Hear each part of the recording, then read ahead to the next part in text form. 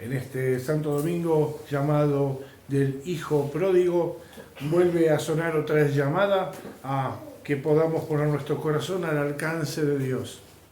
En efecto, hoy el Evangelio contaba una historia, Jesús ponía una historia, una parábola, una comparación, y con esa comparación quiere darnos a entender otra cosa. Por eso es importante entender qué dijo y qué quiere decir. En primer lugar, es la comparación entre un padre y sus dos hijos. Ese padre que tiene esos dos hijos trabajan en el campo. Y un día su hijo en plena juventud le dice: padre, dame la parte que me corresponde. Nosotros sabemos que para poder heredar deben morir nuestros antecesores, aquellos que nos testan deben morir. La cuestión es que este hijo, en plena vida del padre, pide su parte, dice, se quedó con todo lo que le hubiera correspondido, no le correspondía en ese momento. Sin embargo, el padre accedió a esto y él se fue a un país lejano donde dilapidó sus bienes de todas las maneras posibles, en cuanto peores, más todavía. Así que la cosa llegó a su conclusión natural. El dinero se acaba y se acaban las cosas que se consiguen con él, y después lo que queda es todo el resto. Por lo tanto, para dejar bien claro el estado de humillación y de pérdida y de enajenación a que había llegado este joven disoluto y mal hijo, dice, terminó cuidando cerdos. Imagínense, para un judío que ni puede comerlos ni tocarlos, criar cerdos, y ni siquiera le querían dar la comida de los cerdos, eran menos que un cerdo. Muestra el estado miserable de esta persona. Dice, en la casa de mi padre hasta el más humilde come bien y está en buenas condiciones, bien tratado. Volveré, porque él sabía lo que había hecho. Dice, bueno, aunque sea contratarme como un jornalero. Sin embargo, aquí es donde se pone la contraposición entre este hijo que, para poder cobrar ese dinero, mató a sus padres en su corazón. Porque para poder pedir la herencia durante la vida, primero uno tiene que matar al otro en el corazón, hacerle cuenta que se estuviera muerto. Y ese padre resulta ser que estaba mirando por el camino. Cuando él apenas se empezó a acercar, el padre lo divisó a la distancia. Y fue corriendo a su encuentro. Y él empezó con el versito aprendido para, aunque sea, obtener un poco de pan, de una manera al menos razonable. Ya que había sido tan mal hijo, por lo menos ser un buen empleado. Por lo menos tenía algo de conciencia, pues se arrepentía de aquello malo que había hecho. Y el padre lo toma, no lo deja hablar. Literalmente dice el texto, lo comió a besos. Y lo entró. Este hijo que venía sucio del camino, con olor a chiquero, con las peores condiciones, este hijo fue entrado como un príncipe en su casa. Enseguida llamó a los sirvientes, traigan el mejor vestido, hagan esto, hagan aquello, lo puso de la mejor manera, hizo matar el ternero cebado, que es una especie de tesoro que hay en cada pequeña finca de los países donde la gente trabaja la tierra, no las máquinas, sino la gente trabaja la tierra. La gente vive de un gran esfuerzo que hace con la cría de sus animales y deja un animal al cual va engordando, y ese suele venderse a un precio más alto y es una especie de aguinaldo para una familia que vive de la subsistencia, es una pequeña inversión. Hizo matar el ternero cebado para hacer un gran asado y recibir a sus hijos. No solo eso, sino que llamó a los músicos y a los danzarines, de manera que cuando iba llegando el hijo mayor, el que se había quedado, el hijo fiel, el hijo trabajador, se había quedado, vuelve y dice, ¿qué está pasando? Escuchaban los coros, la música festiva y los vivas y toda una gran alegría, un día de semana, un día común. ¿Qué está pasando? Volvió tu hermano y tu padre hizo matar el ternero cebado. Mitad noticia, mitad chisme, pero la cuestión que el padre tuvo que salir. Dicen, tu hijo está afuera y no quiere entrar, que salió a querer arreglar, y el hijo, con un gran enojo, un enojo muy lógico, Un enojo con el cual podemos también identificarnos. Estuve todos los días al lado tuyo y nunca me diste un cabrito para mis amigos. Nunca.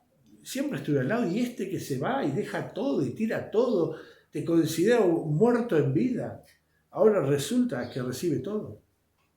Y aquí es donde comienza una de las páginas más conmovedoras del Evangelio. Aquí dice, mi hijo estaba muerto y ha vuelto a la vida. Y es que no tenemos clave para entender nada de esto, si no estamos en el lugar del amor del Padre. Y el amor del Padre no es otro que el amor de Dios. Nosotros valoramos las cosas por cuánto nos cuestan a nosotros. Valoramos las cosas tal vez poco, aquello que nos cuesta poco. Sin embargo, Dios no es así. Dios es amor, y un amor que no lo podemos entender. Un amor que crea de la nada, un amor que perfecciona, un amor que perdona, un amor que va más allá. El amor del Padre por el Hijo va más allá. Es un amor incondicional. El Hijo, con sus acciones, no puede ni hacer ni deshacer al Padre. Por más que lo considere muerto, está vivo. El Padre, aunque haya dejado partir a su Hijo, porque es, digamos, ley de la vida, es las decisiones que cada uno tiene que tomar en su vida, la respetó, pero estaba mirando, esperando su regreso, sabiendo que el mal camino que había tomado en algún momento tenía que volverse un camino de regreso al bien, un camino de regreso al amor. Él que, digamos, adoptado por sus pasiones, consideró muerto a su padre. Ahora, abandonado por sus pasiones, tiene que volver a pedir algo para lo cual no tiene con qué. Y sin embargo, aunque él va y solamente pide ser contratado como un jornalero, es el Padre el que lo recrea como hijo. Lo recrea de la nada.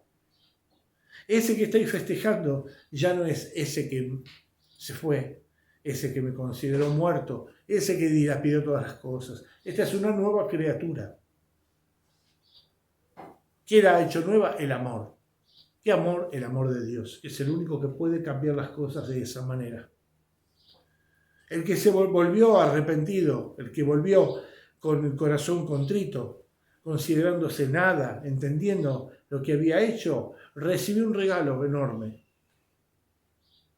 Y fue el ser rehecho por el amor del Padre. Ahora le tocaba al otro, porque el otro mucho sufrió, es verdad, y muchos eran sus méritos como hijo, pero eso no bastaba para agotar el amor del Padre, que es el que da origen a las cosas. No es nuestra respuesta la que hace las cosas bien, sino que nosotros correspondemos del mejor modo posible al que nos dan Dios, a lo que nos dan nuestros padres, lo que nos dan nuestros maestros, lo que nos dan todos aquellos que están en posición de dar, son un don de Dios que nos da algo. Pero nosotros cuando devolvemos, más que decir gracias, tener un buen corazón, siempre guardar un sentido de gratitud y de deuda, no podemos recrear lo que se nos dio. Lo que se nos dio es un regalo muy grande. Y aquí lo que le está ofreciendo el Padre, que ha vuelto a la vida a ese Hijo por medio del amor. Lo resucitó, como decía la lectura, el Dios resucitó a nuestro Señor. Lo volvió a la vida por medio del amor. Ahora se vuelve hacia su otro Hijo para devolverle un hermano vivo. Y aquí es donde nosotros encontramos otro punto que no debemos olvidar. Y es, se acerca la Cuaresma y uno tendría a pensar que en primer lugar lo que tenemos que hacer es ponernos en el lugar del hijo pródigo. Y está bien, claro que hemos hecho muchas cosas malas en nuestra vida, claro que nos hemos equivocado un montón, pero a veces esas fallas gruesas son las que más nos han sido, Dios se ha valido de ellas para acercarnos a Dios. Pero a veces pasa otra cosa, que debemos meditar y debemos también pedirle perdón a Dios para que nos ayude a cambiar el corazón. La mayor parte de las veces somos el hermano mayor. Lo juzgamos al otro, lo condenamos, lo ponemos en otro lado y no lo queremos ni arrepentido ni resucitado. Y ahí es donde está el gran problema, porque ahí ya no hay chiquero que nos vuelva al arrepentimiento. Porque cuando uno está en el chiquero, a la larga se da cuenta y asume que su vida es un desastre y quiere volver. Pero cuando la vida de uno no es exactamente un desastre, pero uno tampoco está bien espiritualmente, nunca termina de salir. Está siempre gambeteando. Uno es más o menos bueno, pero tiene el corazón amargo, que si no es los celos o la envidia, que si no es el rencor, que si no es la falta de perdón, que si no es esto o aquello, pero siempre tenemos eso dando vuelta que no nos permite vivir como hijos creados por el amor del Padre, también necesitados de perdón, de ayuda, de consuelo, de curación. Por eso, queridos hermanos, pidámosle al Señor para que nos ayude a ser valientes y a reconocer nuestra falta, porque es la que nos va a liberar de una vez por todas de toda cosa que nos lleva a la muerte, del odio, de la división, del pesar, de toda tristeza. Vamos a vivir siempre en presencia de Dios que nos ha resucitado por amor.